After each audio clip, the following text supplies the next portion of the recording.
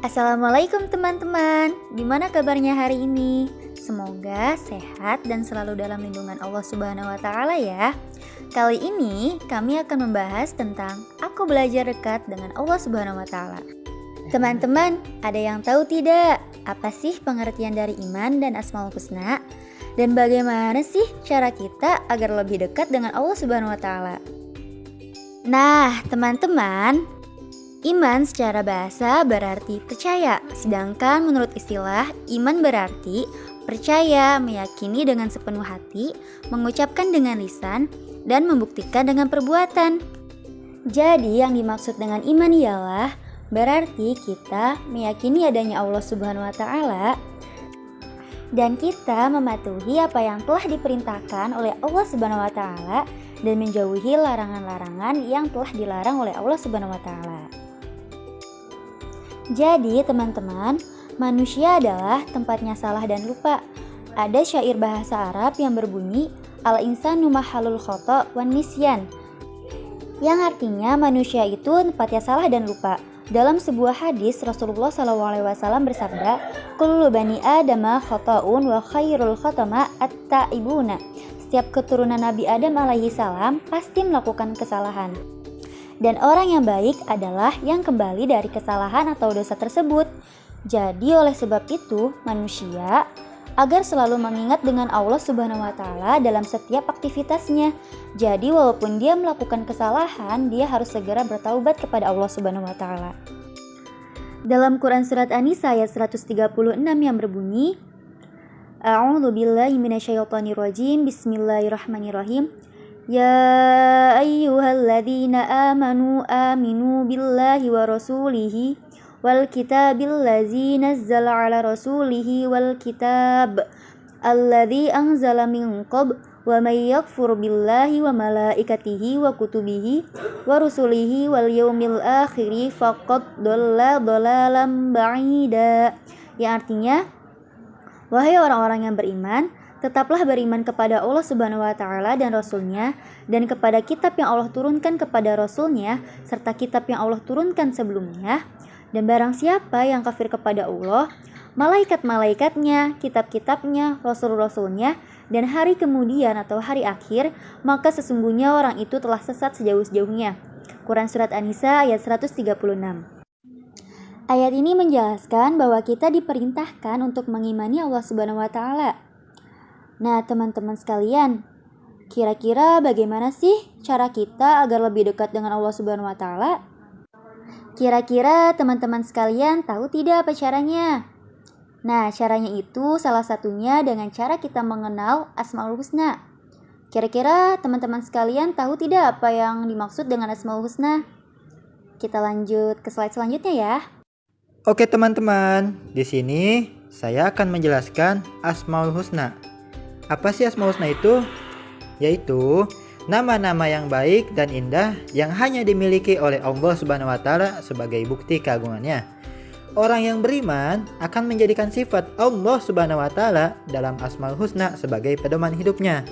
Di sini kami menjelaskan beberapa Asmaul Husna yang akan mendekatkan diri kita kepada Allah Subhanahu wa Ta'ala. Kira-kira apa aja sih teman-teman? Oke teman-teman, yang pertama ada Al-Karim. Al-Karim artinya maha mulia lagi maha pemurah. Maksudnya Allah maha mulia di atas segala-galanya, sehingga apabila seluruh makhluknya tidak ada satupun yang taat kepadanya, tidak akan mengurangi sedikitpun kemuliaannya. Nah, yang kedua yaitu Al-Mu'min.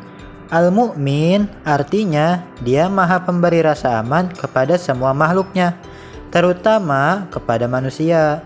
Dengan demikian, manusia menjadi tenang karena kehidupan ini penuh dengan berbagai permasalahan, tantangan, dan cobaan.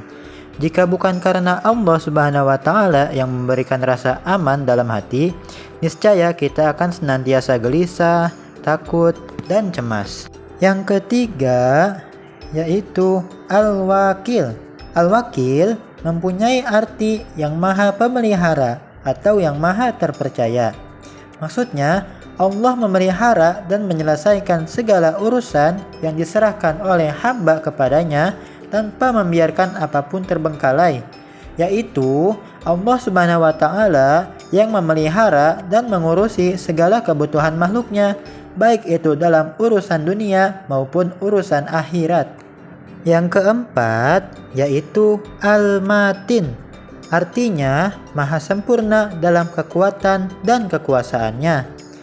Maksudnya, Allah Subhanahu wa Ta'ala itu maha kukuh dalam sifat-sifatnya dan kekuatan-kekuatannya. Jadi, tidak ada satu makhluk pun yang dapat menundukkan Allah Subhanahu wa Ta'ala meskipun seluruh makhluk di bumi ini bekerja sama. Nah, yang kelima yaitu Al-Jami'.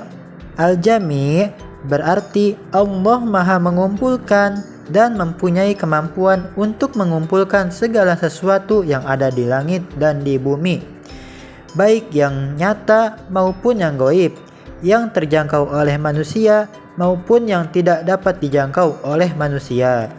Yang keenam yaitu Al-Adil, artinya maha adil. Maksudnya, keadilan Allah Subhanahu wa Ta'ala bersifat mutlak, tidak dipengaruhi apapun dan siapapun. Allah Subhanahu wa Ta'ala maha adil karena Allah selalu menempatkan sesuatu pada tempat yang semestinya sesuai dengan keadilannya yang maha sempurna. Dengan demikian, tidak mungkin keputusannya itu salah. Nah, yang ketujuh yaitu Al-Akhir, artinya zat yang maha akhir. Maha akhir di sini dapat diartikan bahwa Allah Subhanahu wa Ta'ala adalah zat yang paling kekal. Tidak ada sesuatu pun setelahnya. Tak kala semua makhluk bumi seisinya hancur lebur, Allah Subhanahu wa Ta'ala tetap ada dan kekal. Adapun kekekalan makhluknya adalah kekekalan yang terbatas, seperti halnya kekekalan surga, neraka, dan apa yang ada di dalamnya. Surga adalah makhluk yang Allah ciptakan dengan ketentuan, kehendak, dan perintahnya. Dengarkan baik-baik ya teman-teman. Raja Namrud ialah raja yang sangat sombong, yang mengaku dirinya sebagai Tuhan, di mana Raja Namrud ini berkuasa di wilayah kerajaan Babilonia. Pada suatu hari, ia bermimpi, yang dalam mimpinya ia melihat seorang anak laki-laki yang akan mengambil mahkotanya. Mendengar hal tersebut, Azar dan istrinya sangat begitu khawatir bagaimana tentang keselamatan bayinya jika kelak yang akan lahir tersebut adalah seorang bayi laki-laki. Maka dari itu, Azar dan istrinya menyelamatkan diri ke dalam gua, yang mana gua tersebut adalah tempat tinggal Nabi Ibrahim alaihissalam sampai beranjak dewasa. Ketika sudah dewasa, saat ada kesempatan, Nabi Ibrahim alaihissalam mencoba keluar dari tempat tinggalnya. Untuk apa? Untuk melihat fenomena kehidupan yang sebelumnya belum pernah ia lihat. Saat itu Nabi Ibrahim bingung, mengapa banyak manusia yang menyembah patung padahal ia adalah benda yang mati. Dan semakin dewasa, Nabi Ibrahim mulai memikirkan banyak hal. Sampai akhirnya Nabi Ibrahim alaihissalam mencoba mencari Tuhan yang lain. Kira-kira apa sih teman-teman? Siapa sih Tuhan itu? Bagaimana wujudnya? Di sini Nabi Ibrahim akan mencoba mencari siapa Tuhannya. Kita simak baik-baik ya. Sampai akhirnya malam pun datang menjelang. Bintang di langit bermunculan dengan indahnya. Sinarnya berkelap-kelip membuat suasana malam jadi lebih indah dan cerah. Apakah ini Tuhan yang aku cari? Kata Nabi Ibrahim alaihissalam dengan gembira. Ditatapnya bintang-bintang tersebut dengan penuh rasa bangga. Tetapi ternyata ketika malam beranjak pagi, bintang-bintang itu pun beranjak satu persatu. Dengan pandangan kecewa, Nabi Ibrahim alaihissalam melihat satu persatu bintang itu menghilang. Aku tidak menyukai Tuhan yang dapat menghilang dan tenggelam karena waktu, gumam Nabi Ibrahim alaihissalam dengan perasaan kecewa. Pada malam berikutnya, Nabi Ibrahim alaihissalam melihat ke langit. di mana di langit tersebut muncullah bulan yang bersinar memancarkan cahaya yang penuh keemasan. Ia pun menduga, inikah Tuhan yang aku cari? Namun, ketika pagi datang menjelang, bulan pun hilang tanpa alasan. Ia mencari dan menunggu sampai pagi datang, dan muncullah sinar matahari. Lalu menduga pula, apakah ini Tuhan yang aku cari? Nabi Ibrahim alaihissalam pun menunggu sampai datangnya sore. Pada akhirnya, harapannya pun musnah karena matahari pun hilang.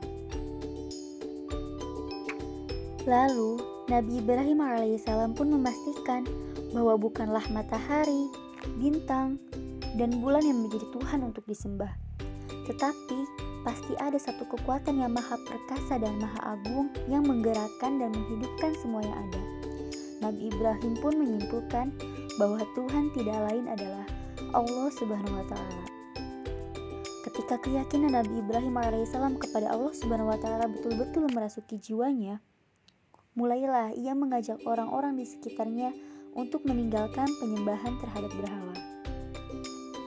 Orang pertama yang ia ajak untuk menyembah Allah Subhanahu wa Ta'ala tidak lain dan tidak bukan ialah Azar, yaitu ayahnya Nabi Ibrahim alaihissalam, di mana profesinya tersebut sebagai pembuat patung untuk disembah. Tetapi mendengar ajakan Nabi Ibrahim, Azar marah karena ini sudah dilakukan oleh nenek moyangnya terlebih dahulu. Dan Azar meminta Nabi Ibrahim alaihissalam untuk tidak menghina dan melecehkan berhala yang seharusnya ia sembah. Lalu Nabi Ibrahim berkata, "Wahai saudaraku, patung-patung itu hanyalah buatan manusia yang tidak dapat bergerak dan tidak memberi manfaat sedikit pun. Mengapa kalian sembah dengan memohon kepadanya?" Demikian ajakan Nabi Ibrahim alaihissalam kepada umatnya. Akan tetapi tidak ada yang mau mendengarkan dan mengikuti ajaran Nabi Ibrahim alaihissalam. Bahkan mereka mencemooh dan memaki Nabi Ibrahim alaihissalam. Hingga pada suatu hari, Nabi Ibrahim alaihissalam mendapatkan cara yang lebih efektif dan secara cerdas untuk berdakwah. Pada hari itu, seluruh penduduk negeri termasuk Raja Namrud pergi untuk berburu. Nabi Ibrahim alaihissalam masuk ke dalam kuil penyembahan berhala, kemudian ia menghancurkan semua berhala yang ada dengan sebuah kapak yang besar yang telah dia siapkan. Kemudian, saat semua berhala itu hancur, ia menyisakan satu berhala yang paling besar. Lalu ia gantungkan kapak di lehernya. Saat penduduk negeri, termasuk Raja Namrud, kembali dari perburuan, mereka sangat terkejut dan marah. Mereka mencari tahu siapa yang berani melakukan perbuatan tersebut, siapa yang menghancurkan berhala-berhala yang mereka sembah. Lalu, karena Nabi Ibrahim satu-satunya yang tidak ikut serta dalam perburuan, Raja memerintahkan untuk menangkap Nabi Ibrahim alaihissalam. Nabi Ibrahim alaihissalam berdiri dengan tegak dan penuh percaya diri di hadapan Raja Namrud. Lalu bertanya Raja Namrud, "Hai Ibrahim, apakah kamu yang menghancurkan berhala-berhala itu?" Nabi Ibrahim pun menjawab, "Tidak, saya tidak melakukannya." "Jangan mengelak wahai Ibrahim, bukankah kamu satu-satunya orang yang berada di negeri saat semuanya pergi berburu?" sergah Raja Namrud. Nabi Ibrahim pun menjawab dengan tenang, "Sekali lagi tidak, bukan aku yang melakukannya, tetapi berhala besar itu yang melakukannya." Mendengar jawaban Nabi Ibrahim, Raja Namrud pun marah seraya berkata, "Mana mungkin berhala yang tidak dapat bergerak engkau tuduh sebagai penghancur berhala lainnya?" Apakah teman-teman tahu apa yang dikatakan oleh Nabi Ibrahim? Nabi Ibrahim alaihissalam tersenyum mendengar jawaban Raja Namrud. Mengapa demikian? Karena usahanya telah berhasil. Lalu Nabi Ibrahim alaihissalam berkata, "Sekarang Anda tahu dan Anda yang mengatakannya sendiri bahwa berhala-berhala itu tidak dapat bergerak dan memberikan bantuan apa-apa. Lalu, mengapa Anda sembah berhala-berhala itu?" Mendengar jawaban Ibrahim alaihissalam yang tidak disangka-sangka, Raja Namrud sebetulnya menyadari hal tersebut. Namun, karena kebodohan dan kesombongannya, ia tidak memundulikan argumentasi Nabi Ibrahim alaihissalam. Kemudian memerintahkan semua tentaranya untuk membakar Nabi Ibrahim alaihissalam hidup-hidup sebagai hukuman atas perlakuannya kepada berhala-berhala yang mereka sembah. Setelah semua persiapan untuk membakar Nabi Ibrahim alaihissalam telah lengkap, dilemparkanlah Nabi Ibrahim alaihissalam ke dalam api yang berkobar sangat besar dan panas. Lalu, apa yang terjadi kemudian? Allah Subhanahu wa Ta'ala menunjukkan kemahakuasaannya dengan meminta api agar dingin untuk menyelamatkan Nabi Ibrahim alaihissalam. Api pun dingin sehingga tidak sedikit pun Ibrahim alaihissalam terluka karenanya. Maka dari itu, itulah mukjizat terbesar yang diterima Nabi Ibrahim alaihissalam, yaitu tidak terluka saat dibakar dengan api yang sangat panas. Wah, Masya Allah ya teman-teman. Kisah Nabi Ibrahim yang mencari Tuhannya merupakan salah satu kisah dari perjalanan para nabi yang dapat menjadi teladan bagi kaum muslim. Kisah ini sejatinya bukan karena Nabi Ibrahim meragukan keberadaan Allah Subhanahu wa Ta'ala, melainkan caranya membuktikan kebenaran tentang Allah di hadapan kaumnya agar mereka mengerti dan percaya. Lalu, apa aja sih teman-teman hikmah yang terkandung dari cerita Nabi Ibrahim alaihissalam yang mencari Tuhannya? Terdapat 5 hikmah yang bisa kita petik dari cerita Nabi Ibrahim alaihissalam yang mencari Tuhan. Yang pertama ialah ihsan, yakni senantiasa berbuat baik dan beribadah menyembah Allah Subhanahu wa Ta'ala tanpa mengenal lelah. Yang kedua, husnuzon, yakni berprasangka baik kepada Allah Subhanahu wa Ta'ala atas semua ketetapannya yang disertai pikiran bahwa segala yang ditetapkan Allah Subhanahu wa Ta'ala adalah yang terbaik bagi kondisi hambanya. Yang ketiga, ikhtiar, yaitu senantiasa memaksimalkan usaha atau upaya baik dalam kondisi yang mendukung maupun dalam kondisi yang sulit, seperti yang telah dilakukan oleh Nabi Ibrahim alaihissalam. Yang keempat, sabar, senantiasa berpegang teguh pada ketentuan Allah Subhanahu wa Ta'ala meski mendapatkan banyak halangan, rintangan, cobaan, kesulitan. Jadi, kita sebagai umatnya tidak gentar membela kebenaran agama di jalan Allah Subhanahu wa Ta'ala meski nyawa adalah pertaruhannya. Bagaimana teman-teman? Mudah dipahami bukan? Semoga kisah Nabi Ibrahim alaihissalam ini menjadi pelajaran untuk kita semua agar lebih giat dan berprasangka baik kepada Allah Subhanahu wa Ta'ala.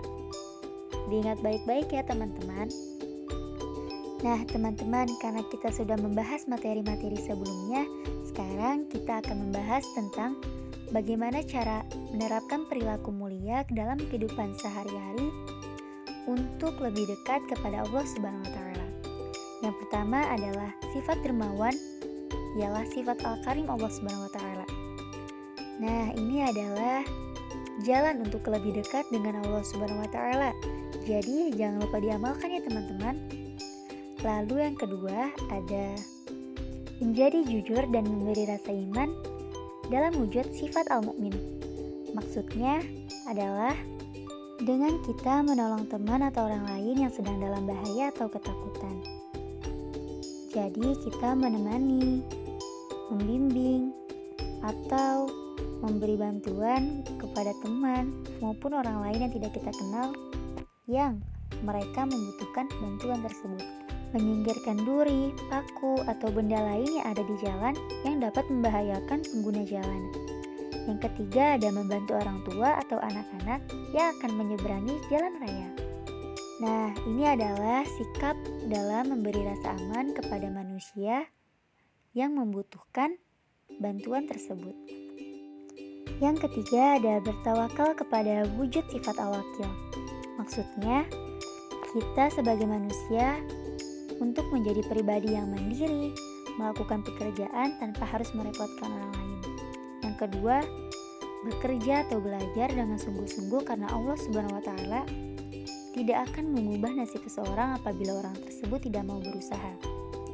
Jadi, kita tidak boleh bergantung kepada orang lain tentang apa yang harus kita lakukan dan belajar atau bekerja dengan baik agar hidup kita nyaman dan tentram. Yang keempat, menjadi pribadi kuat dan teguh pendirian adalah wujud sifat al-matin. Maksudnya, kita tidak mudah terpengaruh oleh rayuan atau ajakan orang lain untuk melakukan perbuatan tercela. Perbuatan tercela ini seperti perbuatan buruk ya. Yang kedua, kuat dan sabar dalam menghadapi setiap ujian dan cobaan yang dihadapi. Seperti kisah Nabi Ibrahim alaihissalam yang kuat dan sabar dalam menghadapi umatnya. Yang kelima, berkarakter pemimpin sebagai wujud sifat al-jami Allah Subhanahu wa taala. Maksudnya apa sih? Yang pertama itu mempersatukan orang-orang yang sedang berselisih. Yang kedua, rajin melaksanakan sholat berjamaah. Yang ketiga, hidup bermasyarakat agar dapat memberikan manfaat kepada orang lain. Jadi maksudnya, kita sebagai umatnya untuk mempersatukan orang-orang yang sedang bertengkar, entah dalam urusan agama, politik, sosial, maupun sebagainya. Yang keenam ialah berperilaku adil dalam wujud sifat al-adil Allah Subhanahu wa taala. Maksudnya apa sih? Yang pertama itu tidak memihak atau membela orang yang bersalah, meskipun orang tersebut saudara atau teman kita. Maksudnya apa sih? Maksudnya, ketika saudara dan teman kita bertengkar, misalnya saudara kita yang melakukan kesalahan, kita tidak boleh membela saudara kita karena kita tahu bahwa saudara kita yang melakukan kesalahan. Jadi, kita harus memihak kepada teman kita karena yang membuat salah itu adalah saudara kita. Yang kedua, menjaga diri sendiri, orang lain, dan lingkungan sekitar dari kezaliman. Jadi agar kita terhindar dari perbuatan yang tercela. Nah, yang terakhir, menjadi orang bertakwa sebagai wujud sifat Allah Subhanahu wa taala. Seperti apa sih? Yang pertama, kita selalu melaksanakan perintah Allah Subhanahu wa taala seperti sholat 5 waktu, menghormati orang tua, puasa, dan kewajiban lainnya. Yang kedua, meninggalkan dan menjauhi semua larangan Allah Subhanahu wa taala. Contohnya seperti pergaulan bebas, mencuri, berjudi, melawan orang tua, dan larangan-larangan lainnya. Jadi, kita harus taat dan patuh kepada setiap perintah yang telah Allah perintahkan dan menjauhi semua larangan yang telah Allah larang. Dapat dimengerti teman-teman? Lalu kira-kira bagaimana cara mendekati diri kepada Allah selain implementasi dari Asmaul Husna? Ada jalan lain untuk mendekatkan diri kepada Allah Subhanahu wa taala, yaitu dengan apa sih? Yaitu dengan berzikir, yang artinya mengingat Allah Subhanahu wa taala. Bagaimana cara berzikirnya? Dengan menyebut dan memuji nama Allah Subhanahu wa taala melalui zikir, seperti kalimat subhanallah, alhamdulillah, masya Allah, astaghfirullah, dan lain sebagainya. Zikir ini agar kita mampu dalam menguasai nafsu dan agar membukakan jalan untuk mendekatkan diri kita kepada Allah Subhanahu wa taala. Bila berzikir berulang-ulang kali dalam hati, akan menghadirkan rasa rendah hati atau tawadu yang disertai dengan rasa takut karena merasakan keagungannya. Jadi, selepas sholat, minimal subhanallah, alhamdulillah, Allahu Akbar, astagfirullah sebanyak 3 kali. Ini adalah video untuk mendekatkan diri kepada Allah dalam kehidupan sehari-hari. Selamat ditonton.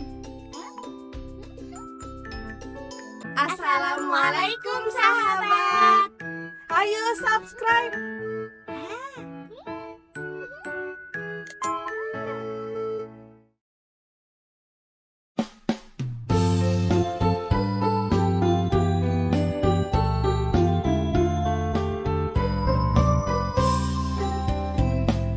Ketika azan tiba, sambut dengan gembira.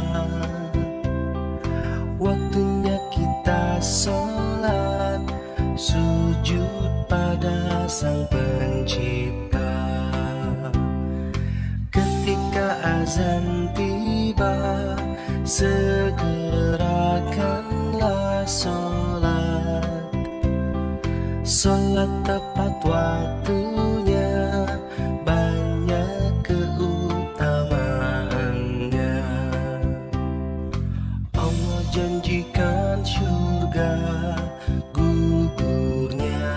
dosa-dosa, pahala kebaikan dan kemuliaan. Rumah yang diberkahi, badan sehat selalu, itulah keutamaan sholat tepat waktunya.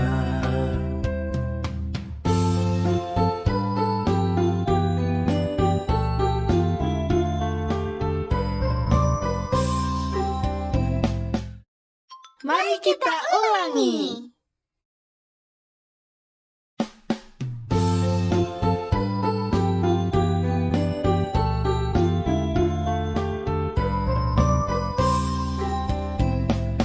Ketika azan tiba, sambut dengan gembira. Waktunya kita sholat, sujud pada Sang Pencipta. Ketika azan tiba, segerakanlah sholat. Sholat